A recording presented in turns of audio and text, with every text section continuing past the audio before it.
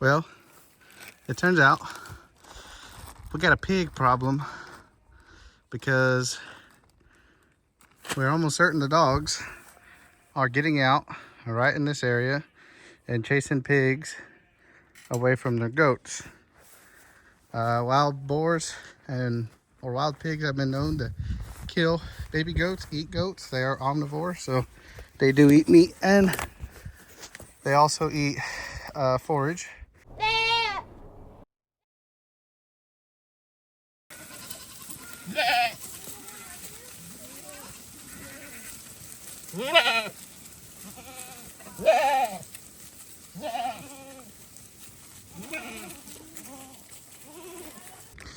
All right, so we've got the fence clipped or tied off, I should say, and we're about to go back through and clip before we take the tension off. Got it pretty tight, and we'll see how it turns out. The fence is up and tight and looking good. Got barbed wire on top. We still got to put barbed wire in the middle of the fence to make sure that they don't rub on it as time goes on. They'll try and rub on it one time, they'll get poked, and they won't do it again.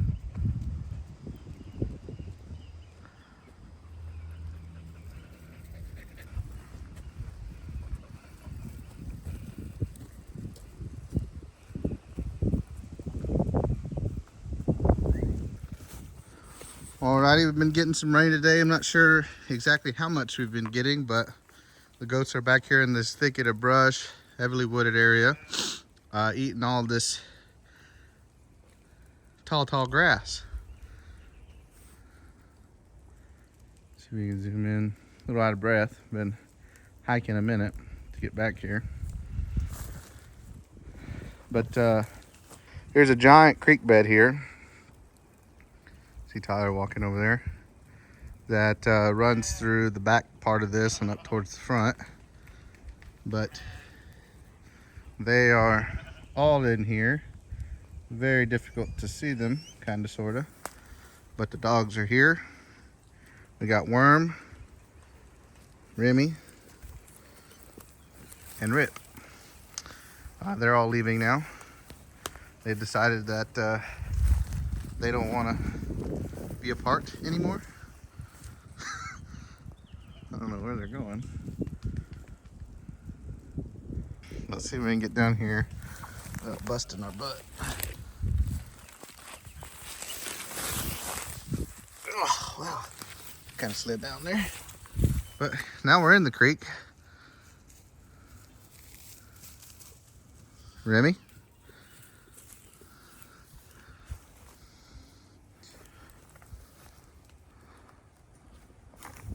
So we had a storm last night, as we were talking about earlier, but as you saw in our previous video, we came and patched this hole here a couple days ago. And this morning we woke up and we looked at the dog collars and we couldn't tell, because obviously the dog collars are on a satellite imagery. We couldn't tell if the dogs were actually getting out or if the satellite was just pinging wrong because we had some major thunderstorms. So this back here is the only section that we believe the dogs could be getting out of. It's a little low up there, so we're going to add a little bit of woven wire up top. And then here is what we patched the other day. There is a little section over here that maybe they could be getting out of. We're not seeing any activity on it. That's kind of just what we've done, pushing it down and looking at it. But if you look on the other side of this fence, you can definitely see something's been doing a highway across here. So we're pretty positive that it's some wild pigs that have used these crossings for who knows how many years. We've probably patched with this wire, this type of woven wire right there. We've probably patched, I don't know, 7 or 8 spots that are heavily traveled that they can no longer get in because of it being patched. So they've been walking up and down this. You can see all the grass is just laid over. They're trying to get back in, trying to figure out how to get back in. They can't find a spot. That, as well as the dogs, are probably over here As you saw, the goats have been over here too, so all this grass is laid down. But the dogs have also been over here walking up and down, and I'm sure they've seen them and barked at them and maybe tried to get at them a couple of times. So we're just taking extra precaution here, patching up some more holes, making sure that they don't get out. This is the downfall, I guess, to using existing fence line and not just using our electric netting. But as you can see, it's pretty windy and steep, and it gets real thick back up in there. If we don't have a brush clearer or a dozer, which we don't have, it would be pretty hard to get our fence in there with. So just out here in the rain, taking care of the livestock, make sure they're not getting out. And the dogs have decided they want to leave.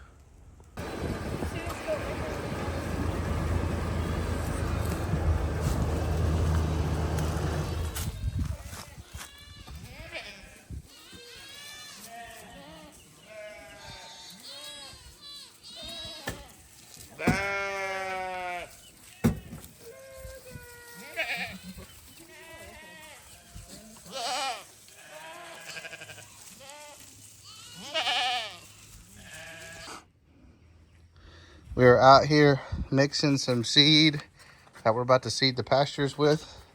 Got a little bit of fertilizer in here, some brown top millet, and then the actual seed that we're planting, which has a variety of Teff lovegrass, William lovegrass, green sprangle top,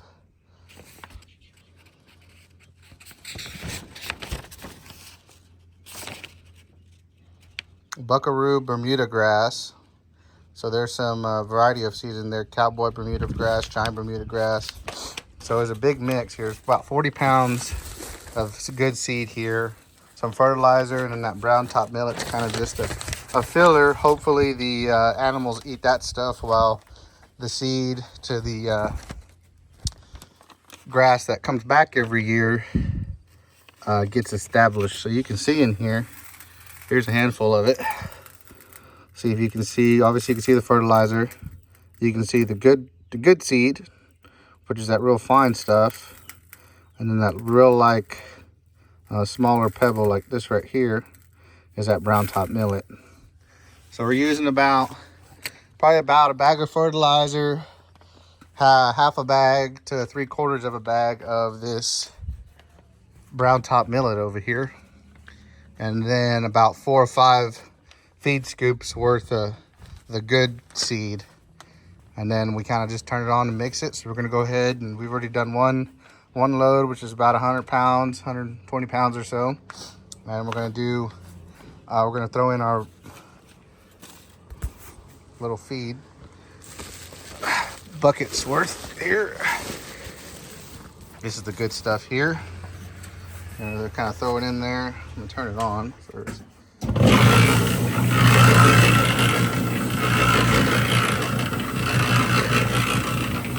As that's mixing, I'm just gonna sprinkle it a little bit, kind of get it all in there.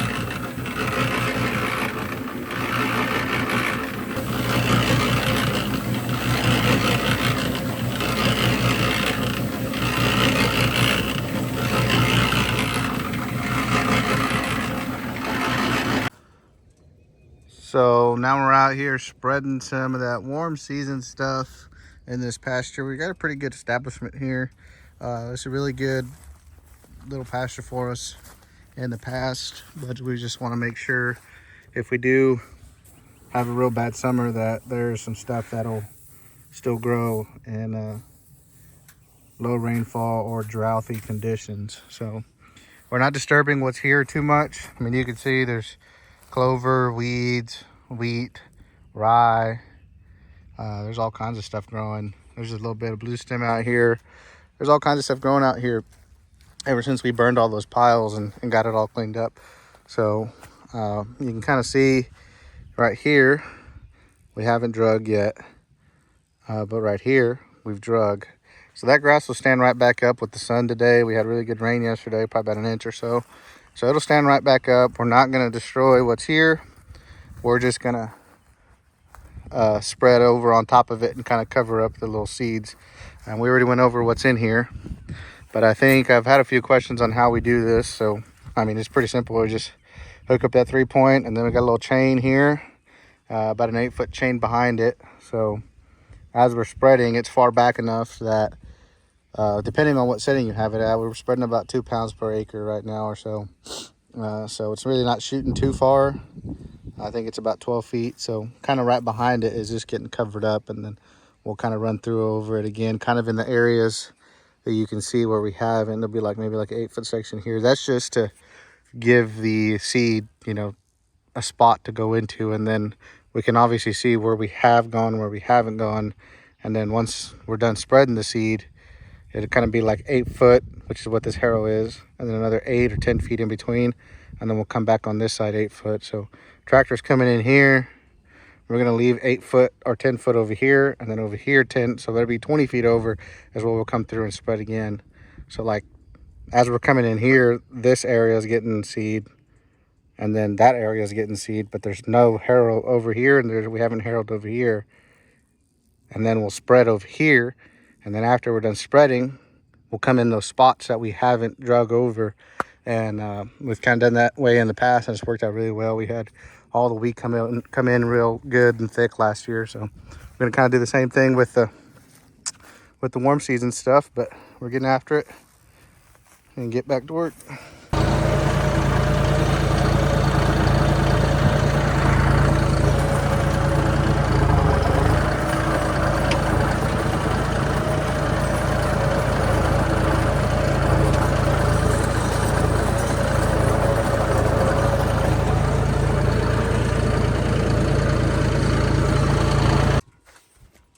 Well, you can't make this stuff up. The tractor here decided it wanted to extend all the way up. It turns out that this stick here, right here, wedged itself. Thankfully, it didn't bust any of these lines, but it wedged itself right up in this little cubby here to where I can't bring it back down. And I've already tried to come up under here and grab the stick. You guys can see the stick. So I cannot break it free. So I'm probably gonna have to cut it out with the Sawzall. But just goes to show nothing goes as planned ever. And gotta come back up to the house and fix something and then get back to doing what you were doing. Well, I was able to break it free from up under there. I guess this could have gone a lot worse than just having to come back up to the house. But to avoid any more rubbing on those, I'm gonna take my Sawzall here. I'm gonna cut that off, and then I'll be able to break the rest of it free. Gonna go get some lunch, and then we'll get back to work. Cashew wants in the shed to get to the dog food. Get out of there.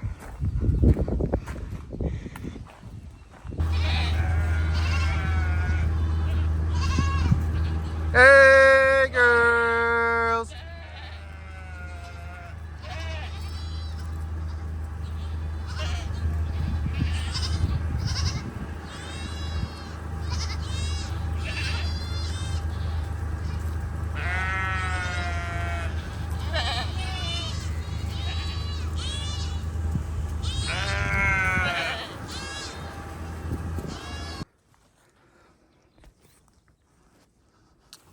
Well, it turns out we got a pig problem because we're almost certain the dogs are getting out right in this area and chasing pigs away from their goats.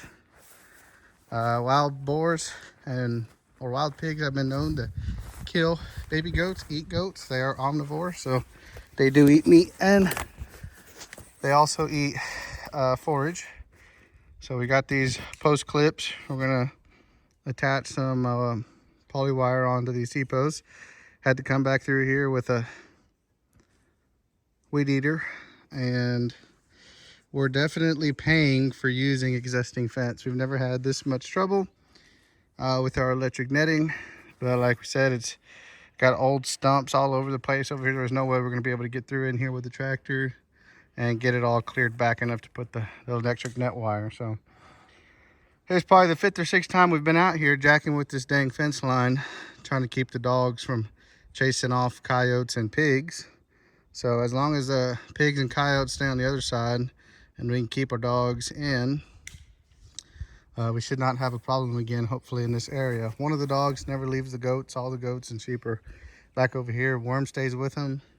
We just had problems with the other 2 dogs. And you can definitely see a bunch of pig tracks and stuff on the other side of the fence. So they definitely are getting out, running pigs off, and then making their way back in. But we can tell based off the GPS collar that they are getting out, and we don't like that one bit. So hopefully this keeps them in. If not, well, we're gonna have to reassess again. But here we were all happy and joyous about using existing fence line, and it has definitely made a lot of extra work for us if we would have just been able to just use our fence in the first place. But as you can see over there on that side is a pretty good fence, but on this side it is old crappy woven wire fence. So the problems you face with running goats on leased land right here.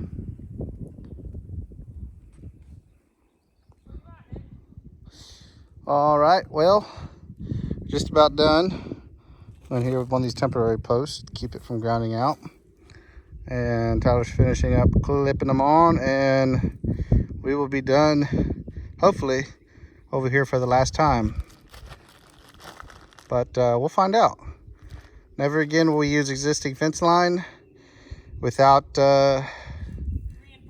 reinforcing. There you go, that's a good word. But nothing's ever easy. If it was easy, everybody would do it.